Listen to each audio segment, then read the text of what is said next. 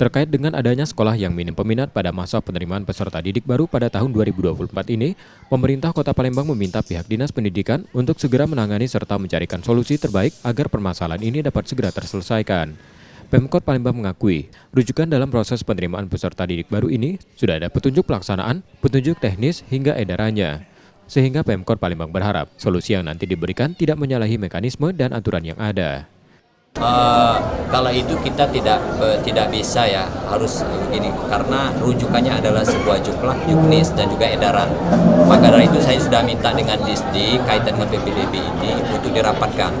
Tidak hanya dirapatkan, setelah dirapatkan dicari solusinya terbaik dan dilaporkan, baik itu ke pemerintah provinsi maupun ke kementerian. Nah, ini sedang kita lakukan.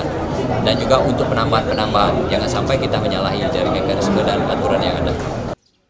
Selain itu, Pemkot Palembang menilai Disdik sudah memiliki ukuran persyaratan hingga kriteria sendiri saat proses PPDB, sehingga jika ada keluhan dari masyarakat, Disdik harus mampu menjelaskannya. Nur Muhammad, Kompas TV, Palembang, Sumatera Selatan.